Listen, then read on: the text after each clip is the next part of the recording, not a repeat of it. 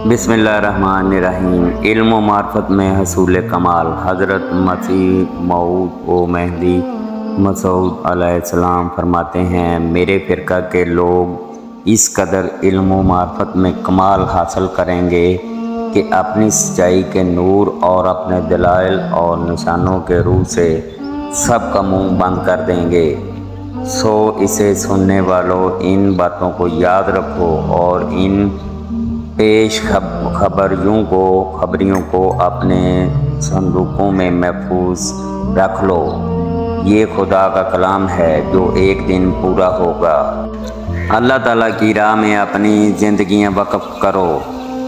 इंसान को ज़रूरी है कि वो अल्लाह ताला की राह में अपनी ज़िंदगी को वक़्फ़ करे। मैंने बाद अखबारात में पढ़ा है कि फ़लाँ आर्या ने अपनी ज़िंदगी समाज के लिए वक़्फ़ कर दी और फ़लाँ पादरी ने अपनी उम्र मिशन को सौंप दी। मुझे हैरत होती है कि क्यों मुसलमान इस्लाम की खिदमत के लिए और खुदा की राह में अपनी ज़िंदगी को वक़्फ़ नहीं कर देते। रसूल सल्लल्लाहु अलैहि वसल्लम के मुबारक ज़माना पर नज़र करके देखें तो इनको मालूम हो कि किस तरह इस्लाम की ज़िंदगी के लिए अपनी ज़िंदगियाँ वक़्फ़ की जाती थी। दूसरी शर्त बैत और ख़यानत, झूठ और ज़ना और बदनज़री और हर एक फसक और फजूर और जुल्म और ख़यानत और फसाद और बगावत के तरीक़ों से बचता रहेगा और नफसानी जोशों के वक़्त इनका मग़लूब नहीं होगा, अगरचे कैसा ही जज्बा पेश आवे।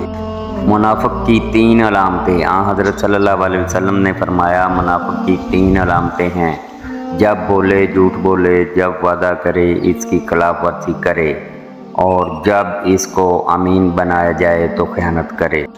अपनी ज़्यादतियों गुनाहों की मग़फ़िरत और सबात कदम की दुआ।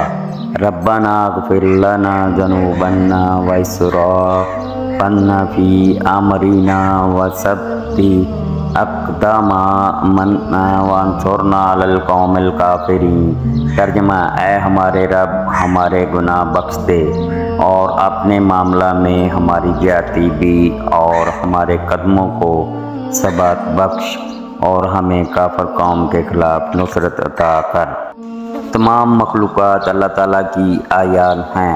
हज़रत सल्लल्लाहु अलैहि वसल्लम ने फरमाया, तमाम मखलूक़ात अल्लाह ताला की आयात हैं और अल्लाह ताला को अपनी मखलूक़ात में से वो शख्स बहुत पसंद है जो इसकी आयात यानी मखलूक के साथ अच्छा सलूक करता है। तुम हर शख्स से ख्वाह वो किसी मज़हब का हो हमदर्दी करो। ये इखलाक के ख़िलाफ़ है कि किसी भाई की मुसीबत और तकलीफ़ में इसका साथ ना दिया जाए। अगर तुम कुछ भी इसके लिए नहीं कर सकते तो कम अज़ कम दुआ ही करो।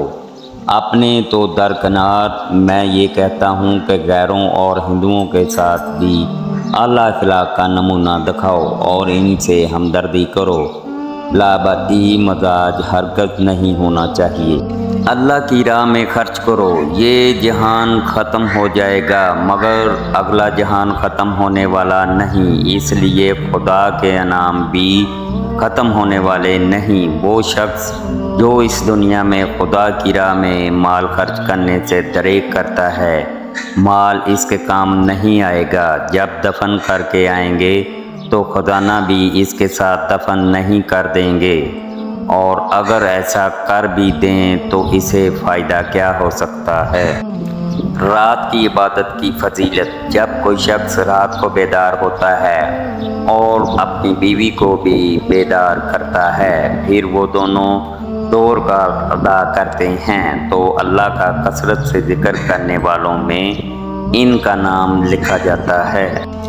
तहज्जुद में ख़ास कर उठो और ज़ौक़ और शौक़ से अदा करो। जो लोग रास्तबाजी के लिए तकलीफ़ और नुकसान उठाते हैं वो लोगों की नज़रों में भी मरगूब होते हैं और ये काम नबियों और सदियों का है। जो शख्स अल्लाह ताला के लिए दुनियावी नुकसान करता है, अल्लाह ताला कभी अपने ज़िम्मा नहीं रखता, पूरा अजर देता है। تہجد اور دوسرے نوافل کی طرف توجہ دیں۔ تہجد کی یہ اہمیت ہے کہ اس کے لیے اٹھنا ہی انسان میں ایک انقلابی تبدیلی پیدا کر دیتا ہے۔ آج کل کی دنیا میں مختلف ترجیحات ہو چکی ہیں، جس کی وجہ سے اکثر لوگ رات دیر سے سوتے ہیں۔ تہجد کا مجاہدہ یقیناً ان حالات میں تقویٰ میں ترقی اور پاک تبدیلی پیدا کرنے کا ایک بہت بڑا ذریعہ ہے۔ پس یہ عبادت کے حق کی ادائیگی انسان کو جہاں اللہ تعالیٰ کا قرب دلاتی ہے، وہاں انسان کے اپنے فائدے کا بھی بڑا زبردست ہتھیار ہے۔ علماء انبیاء کے وارث ہیں۔ حضرت صلی اللہ علیہ وسلم کو یہ فرماتے ہوئے سنا کہ جو شخص علم کی تلاش میں نکلے، اللہ تعالیٰ اس کے لیے جنت کا راستہ آسان کر دیتا ہے، اور فرشتے طالب علم کے کام پر خوش ہو کر اپنے پرستش کے آگے پچھتاتے ہیں، اور عالم کے لیے زمین و آسمان میں رہنے والے بخشش مانگتے ہیں۔ یہاں تک کہ پانی کی مچھلیاں بھی اس کے حق میں دعا کرتی ہیں، اور عالم کی فضیلت عابد پر ایسی ہے جیسی چاند کی روشنی دوسرے ستاروں پر۔ اور علماء انبیاء کے وارث ہیں۔ انبیاء روپیہ پیسہ ورثہ میں نہیں چھوڑ کر جاتے، بلکہ ان کا ورثہ علم و عرفان ہے۔ جو شخص علم حاصل کرتا ہے وہ بہت بڑا نصیب اور خیر کثیر حاصل کرتا ہے۔ اولو الباب اور عقل سلیم والے اٹھتے بیٹھتے اللہ تعالیٰ کا ذکر کرتے ہیں۔ صحیح فراست اور حقیقی دانش جیسا میں نے ابھی کہا کبھی نصیب نہیں ہو سکتی جب تک تقویٰ میسر نہ ہو۔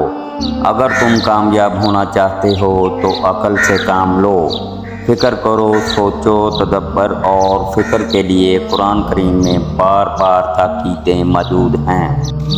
اسلام میں صبر کی تعلیم، جو مصیبتیں یا تکالیف ہیں وہ ذاتی زندگی میں بھی ہیں، جماعتی زندگی میں بھی ہیں، قومی زندگی میں بھی ہیں۔ ہر جگہ یہی اصول ہے کہ اللہ تعالیٰ کے آگے جھکتے ہوئے، ان تکالیف کو برداشت کرتے ہوئے، صبر اور حوصلہ دکھاتے ہوئے، اس کی پناہ میں آتے ہوئے اس سے اجر مانگا جائے۔